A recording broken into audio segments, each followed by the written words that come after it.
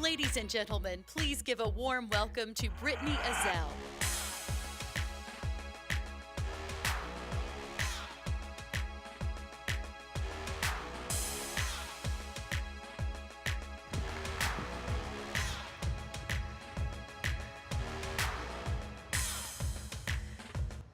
I'm not used to the entire audience clapping when I walk out, usually 50% boo and 50% cheer. Not everybody laughs all the time either, so I'm appreciative of that. I want to thank the people at Eastman. I want to thank ETSU for allowing me to be here and share with you today, but I also want to thank them for setting me up for failure. Did you see the speakers that I have to follow? Number one, Dr. Nolan said Godspeed but forgot the Go Bucks, so go Bucks!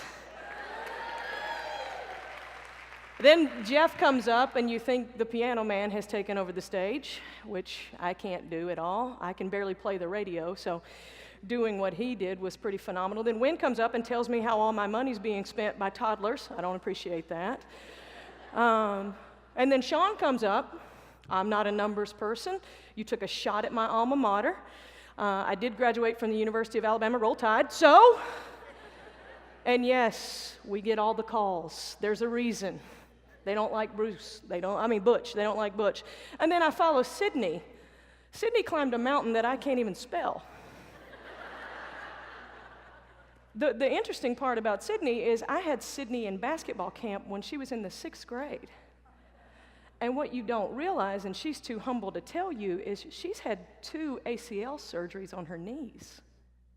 And 3, Sid. And she climbed that mountain. Unbelievable. I'm really kind of disgusted with myself. So,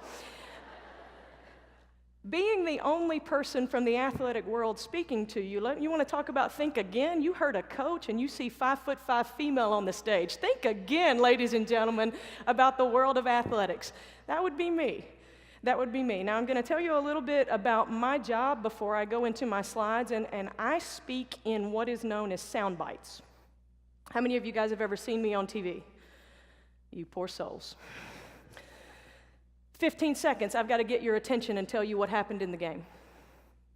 15 seconds, you see my facial expressions, you know if either went well or it went poorly. So that's pretty much how I speak, all right? So if we were in the locker room and I were giving my talk to my team, I'm going to tell you exactly what I would tell them. Hey, we're going to do this right, we're going to do it light. If we do it wrong, we do it long, and we can be here all day long, so you choose. I think you want to do it light.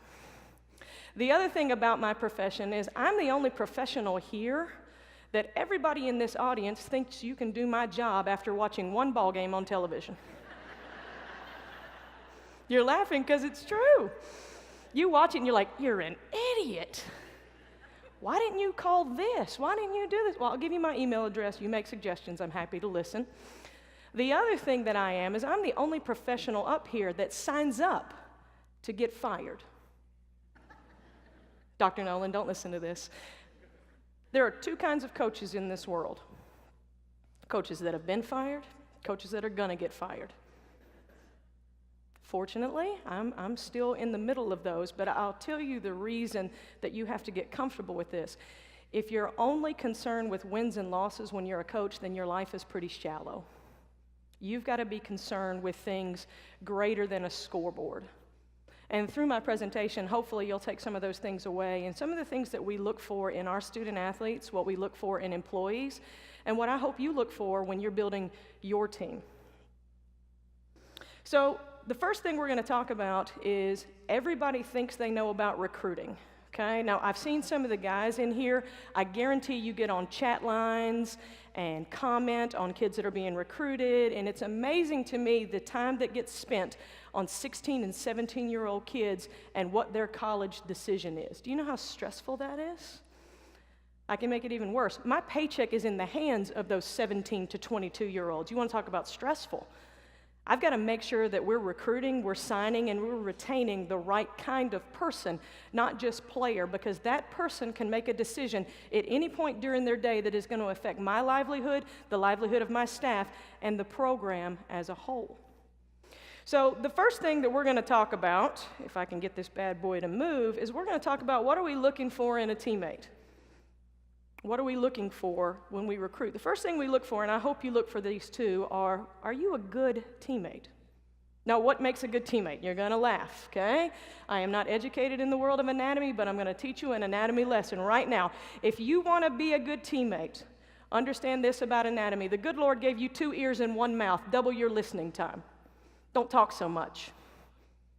As a coach, when you're really young, they tell you your ears can never get you misquoted. Trust me. Your ears can never get you misquoted. They're never going to get you in trouble. Listen. You'll be amazed at what people will tell you about themselves if you'll just listen. And the other part of anatomy is much more fun to me, is that you were created so that you can't pat your own back or kick your own tail. That's what coaches do, but that's also what teammates are for. You're supposed to pat the person beside you on the back, and when they're not quite as motivated or they're not quite as ready as you are, give them a swift kick right in the tail. That's what good teammates do. Understanding the power of your words. And not only the power of your words, but of your nonverbal skills. Those are soft skills that sometimes get overlooked. And we tell our players this, and the majority of my speech you'll find to be very simplistic and very Southern, and I am both of those things and won't make an excuse for it. But the way that your team goes typically is based on the direction of the corner of my mouth that day. If I come into practice and I'm smiling and I'm happy and I'm energetic, my team is typically that way. If I come in and my mouth's down because I missed a version of Scandal that night and I didn't get a chance to sleep a whole lot and I burnt my Pop-Tart because that's all I know how to make in the mornings, they're typically that upset too. So you need to be mindful of those soft skills, how you look at people, your eye contact. Are you listening? Do you genuinely listen to understand, or are you just waiting on a chance to talk? You know, we Southerners, we have a tendency to speak slowly. And I tell people all the time, honey, just because I speak slowly doesn't mean I'm stupid. I'm listening. Say what you got to say, and then I'm slowly going to give you some feedback that might help you. So understand the power of words. And then the last thing that I'll tell you about being a good teammate is I believe in servant leadership. That's the way I was brought up. It's what I've seen with my family my entire life. Most of my leadership skills are based on who I believe to be the greatest leader that ever walked the planet, and that was Jesus Christ. And I believe that after reading Jesus Christ CEO even more. And his servant leadership, and I think it's important, and I need you to ask yourself and ask the people in your team, if you think you're too big to to serve, then you are way too small to lead. Way too small. So the next thing that we're going to talk about in recruiting. All right, so how many of you out there are 5'10" or above? Can I get a show of hands? If you got children, stick around afterwards, we'll talk. Girls, of course, girls, we'll talk. If any of you have over a 40-inch vertical, we probably should really sit down and have an in-depth conversation. Now, that's what everybody thinks when I talk to them about recruiting, how I do my job. What do you recruit? Do you recruit height? Do you recruit speed? Do you recruit talent? Yeah. If you don't have those things, you're never getting in the door. Similarly, when you go to interview for a job, if your resume doesn't have the skills needed to do that job, you're never going to get in the door. But here's what separates for us. These are the abilities that we're looking for with our recruits: dependability, accountability, responsibility, and coachability. Strange to hear that coming from a coach, right? But if I can't depend on them to go to class at 8 that morning after we've got off a road trip at 3 a.m., if I can't hold them accountable for all the things that they've done throughout the day, good, bad, and ugly, okay? If I can't rely on them to be responsible, and if I can't coach them, then that 5'10" or better and that 40-inch vertical really doesn't make a difference, because we'll never get to it. You've got to have these abilities before we can ever find out what kind of talents you've been blessed with. We tell our kids all the time, be all-Americans at things that do not require talent. And these things don't require any talent. Just like we tell them to control their controllables: your effort, your attitude, and your response. Now, notice that I use the word response and not reaction.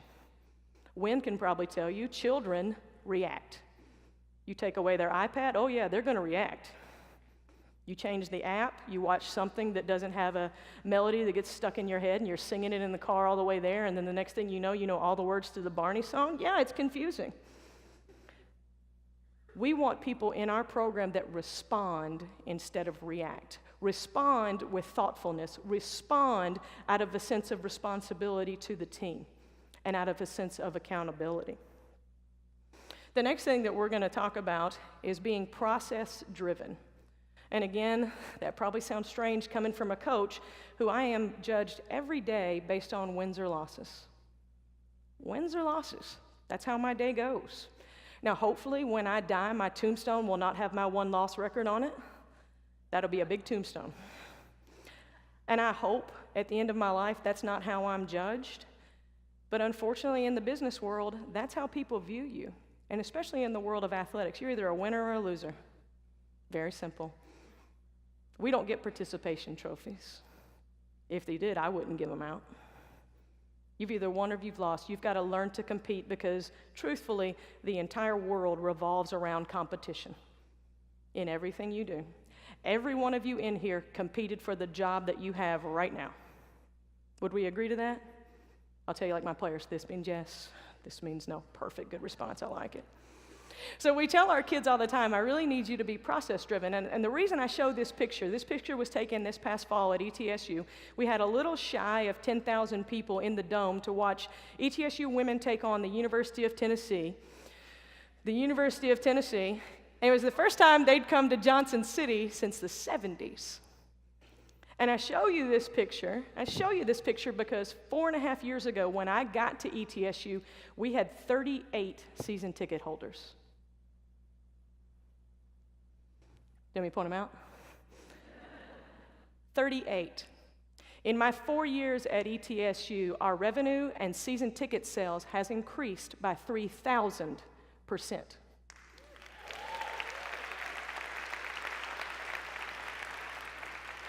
Now, I'm not a big data person, Sean, but that sounds pretty good to me. We tell our kids all the time, we're asking you to grow 1% every day. Now, stereotypically, athletes are not the brightest light bulbs at times, so I'm going to play into that stereotype. So when we ask our kids to grow 1% every day, I tell them, hey, at the end of the year, you're 365% better. That's stupid, right? But they love it. Coach, you know how much better I am today? I'm like 180. Yes, you are, honey. Yes, you are.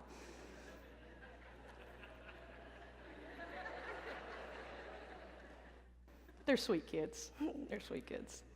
The other thing you need to know is that the Roman Empire always gets talked about when people talk about process and they talk about what their end game is and what their vision is and what they're trying to grow. Well, the Roman Empire, everybody says Rome wasn't built in a day. No, it wasn't. Rome was built daily. Think about that. Rome was built daily by people who would never see that project completed. Rome was built daily by people who believed in something bigger than themselves. And that's what we ask our student athletes to do. That's what we ask our employees to do. That's what we ask our fans to do when we beg you to come see us. Believe in something bigger than yourselves and join us. That's the important part of our vision when it comes to being process-driven. The fourth thing we're going to talk about, and I actually should have made this number one, is relationships. It's the most important thing in your life. Your work can be gone in a heartbeat. That pretty car that you drive can be wrecked in a heartbeat. But your relationships are things that are going to sustain you through good and bad. I love this picture, and I'll give you a little story about the young lady in this picture, the blonde that I'm leaning down talking to. She's a senior currently in our program. Her name is Mallory Schur. She's a two-sport athlete at ETSU carrying a 4.0 GPA, majoring in management. She's going to graduate a semester early. A semester early. Pretty phenomenal. What's also very interesting about Mallory is, unfortunately, Mallory lost her father last summer to cancer. And she's from Houston, Texas. And her family's home flooded last week. And this kid right here is in my office every day, and the first question out of her mouth is, Coach, you need me to do anything today? Can I help you in some way? She texted me this morning, Coach, good luck with your speech. Mallory's value to me has nothing to do with how many points she scores. She scores a bunch. She plays so hard that you can't help but gravitate towards a kid like that. And when you know their stories the way that I do, you can't help but pull for people. So my encouragement to you is in your teams, in your businesses, in your offices, you've got to let the people in your team know how you feel about them. You've got to value them outside of their work. You know the old adage that people don't care how much you know until they know how much you care? Oh my goodness, that's so true in my sport. That's so true in this world that I would encourage you when you go back to your team is let them know. Hey, you're valued, and here's why I care about you, and how can I serve you today? And you'll be amazed at how people will open up to you once they know that you genuinely have a heart for them and aren't using them for your own selfish purposes. The last thing that I'm going to talk to you a little bit about is character, and it's easy to do, and everybody wants to point to things, what makes up good character. Sports builds character. No. Sports kind of reveals character. Through adversity, through trials, through triumphs, we reveal character. And we talk to them all the time, and just sitting in this room, everyone in here is fighting something. Be it a personal battle, be it a family situation, be it a situation at work, maybe something at church, maybe just something that's going on in your head. You're fighting something. And you need people with strong character around you to support you when you go through those moments. You need to have a little bit of trial by fire at times to find out what your mettle is, what you're worth. But we can't do these things alone. Are you an encourager to your group, or are you a critic? And I'm going to let you in on a little secret. Most critics don't have credentials. Most people that criticize my job are what we call keyboard warriors. They love hiding behind a computer screen with like cool guy 75. You know, he's probably 400 pounds eating Cheetos talking about the basketball players. But that's pretty much how they do. There's strength in anonymity. Are you an encourager, or are you a critic? We tell our kids all the time that any idiot can criticize or condemn, and most of them do. So be mindful in your organization of who the critics are. Try not to be one. You can be demanding without being demeaning. You can ask someone to rise to your standard of expectation without criticizing every little thing about them. And if you do decide to give criticism, make sure that it's specific and you're not attacking the individual. Attack the problem. Attack the issue, not the person. Because no one woke up this morning and said, man, I want to be terrible at my job today. Well, at least I didn't. And the last thing that you'll see on that slide, and I know it's super Southern, and I know you're just kind of smiling and shaking your head, are you a kind person? And forgive my language, and there's really no other way to say it, but when you walk in a room, that's an all-hell moment. They see you coming, they're like, hell yeah. Or they see you coming like, oh, hell no.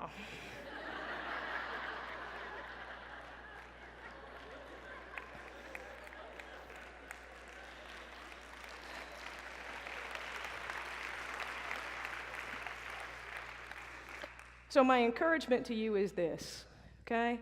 Don't just count the wins and losses every day. Count the process. Are you doing things the right way? Are you doing them with people, for people, and for the betterment of your organization? Or are you self-indulgent? Do you genuinely care about the people in your group? Because if you do, I assure you that much like my life, you'll sleep really soundly at night, because there's nothing so soft as a clear conscience, knowing that you did the right thing by people, you cared for people, and you were kind. I again thank you so much for your time. Thank you for allowing me to be here. Godspeed and go Bucks!